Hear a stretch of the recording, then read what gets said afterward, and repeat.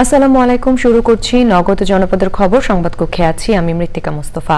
এখনকার সংবাদ আয়োজন একই সঙ্গে চ্যানেলের ইউটিউব চ্যানেল এবং চ্যানেলের ওটিটি প্ল্যাটফর্ম আই স্ক্রিনে লাইভ স্ট্রিম হচ্ছে। যাচ্ছে বিস্তারিত প্রসঙ্গে। কোটা পদ্ধতি বাতিলের দাবিতে জেলায় জেলায় বিক্ষোভ ও অবরোধ করছেন শিক্ষার্থীরা। ময়মনসিংহে সরকারি চাকরিতে কোটা পদ্ধতি বাতিলের দাবিতে বিক্ষোভ মিছিল ও সমাবেশ করেছেন বাংলাদেশ কৃষি বিশ্ববিদ্যালয়ের শিক্ষার্থী ও বৈষম্য বিরোধী ছাত্র আন্দোলনকারীরা। বৈষম্য বিরোধী ছাত্র আন্দোলন ময়মনসিংহ শহরের টাউন হল মোড়ে বিক্ষোভ মিছিল ও সমাবেশ করে। সমাবেশ শেষে ঢাকা ময়মনসিংহ রেলপথ অবরোধ করে তারা। ঢাকা আরিচা মহাসড়ক অবরোধ করে বিক্ষোভ করেছেন জাহাঙ্গীরনগর বিশ্ববিদ্যালয়ের শিক্ষার্থীরা। সকাল 10:30টার দিকে ঢাকা আরিচা মহাসড়কে বিশ্ববিদ্যালয়ের প্রধান ফটকের সামনে সড়ক অবরোধ করে বিক্ষোভ শুরু করেন তারা। নেত্রকোনায় দুপুরে শহরের থানার মোড় থেকে বিভিন্ন শিক্ষা প্রতিষ্ঠানের শিক্ষার্থীরা মিছিল বের করেন। পরে জেলা প্রেস ক্লাবের সামনে সড়কে সমাবেশ করেন তারা। চট্টগ্রামের বহুল আলোচিত বহদ্দরহাট ফ্লাইওভার ধসে 13 জন নিহত ও অর্ধশত আহতের মামলায় 4 জন ঠিকাদার ও 4 জন প্রকৌশলী সহ 8 জনকে 7 বছরের কারাদণ্ড ও 3 লাখ টাকা করে জরিমানার আদেশ দিয়েছেন আদালত।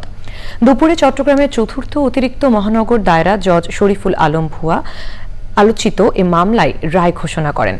2012 সালের 24 নভেম্বর সন্ধ্যায় হঠাৎ বিকট শব্দে ধসে পড়েছিল নির্মাণাধীন বহদ্দরহাট ফ্লাইওভারের 3টি গার্ডার। এতে চাপা পড়ে 13 জন নিহত এবং আহত হন অর্ধশত। এ ঘটনার দুদিন পর চট্টগ্রাম উন্নয়ন কর্তৃপক্ষ, ঠিকাদারি প্রতিষ্ঠান মীর আখতার অ্যান্ড পারিসা ট্রেড এবং পরামর্শ প্রতিষ্ঠান সহ 25 জনকে আসামি করে চান্দগাঁও থানায় মামলা করে পুলিশ। এবারে প্রতিনিধিদের পাঠানো তথ্য ভিডিও চিত্র নিয়ে সুদীপ্তা মাহমুদের রিপোর্ট। পটুয়াখালীতে কর্মরত প্রিন্ট ও ইলেকট্রনিক মিডিয়ার সাংবাদিকদের সাথে মতবিনিময় করেছেন নবনিযুক্ত পুলিশ সুপার আব্দুস সালাম। আলোচনায় অংশ নেন জেলা প্রেস ক্লাবের সভাপতি সৈয়দ এনায়েতুর রহমান ও অন্যরা। নবাগত পুলিশ সুপার জেলায় আইন শৃঙ্খলা পরিস্থিতি সমুন্নত রাখতে উপস্থিত সাংবাদিকদের সহযোগিতা কামনা করেন। গাজীপুরের কোনাবাড়ি, বাসন ও কাশিমপুর থানা স্বেচ্ছাসেবক লীগের উদ্যোগে কর্মী সভা হয়েছে। প্রধান অতিথি ছিলেন মুক্তিযুদ্ধ বিষয়ক মন্ত্রী আকম মোজাম্মেল হক। কোনাবাড়ি থানা স্বেচ্ছাসেবক লীগের সভাপতি আজিজুল বাড়ি হেলালের সভাপতিত্বে কর্মী সভায় উপস্থিত ছিলেন মহানগর স্বেচ্ছাসেবক লীগের নেতারা।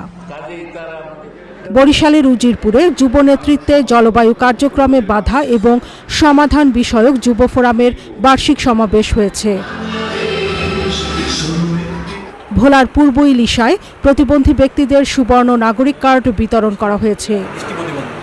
গ্রামীণ অবকাঠামো রক্ষণাবেক্ষণ টিআর কর্মসূচির আওতায় চুয়াডাঙ্গার বিভিন্ন ধর্মীয় প্রতিষ্ঠানের অনুকূলে সহায়তার চেক বিতরণ করা হয়েছে। গাইবান্ধার গোবিন্দগঞ্জ পৌরসভার 2024-25 অর্থ বছরে উন্মুক্ত বাজেট ঘোষণা করেছেন পৌর মেয়র মুকিতুর রহমান রাফি। যশোর জেলা পুলিশ প্রশাসনের পক্ষ থেকে সদ্য বিদায়ী এসপি প্রলয় কুমার জোয়ারদারকে বিদায় সংবর্ধনা দেওয়া হয়েছে। কুড়িগ্রামে জেলা পরিষদের উদ্যোগে সদর উপজেলার পাঁচগাছি ও যাত্রাপুর ইউনিয়নে বন্যা কবলিত 600 পরিবারে ত্রাণ সামগ্রী বিতরণ করা হয়েছে। লক্ষ্মীপুরের রামগঞ্জে মাদ্রাসার ছাত্র কামরুল হাসান শুভ হত্যার পুনঃতদন্ত ও বিচারের দাবিতে মানববন্ধন হয়েছে। সাতক্ষীরায় সাইবার অপরাধ দমন তৃণমূল মানুষের জন্য সংস্কৃতি এবং ঋতুভিত্তিক সাংস্কৃতিক অনুষ্ঠান হয়েছে। Sudipta Mahmud, channel I. দর্শক, এই ছিল নগর জনপদের খবর। সবাইকে সাথে থাকবার জন্য ধন্যবাদ।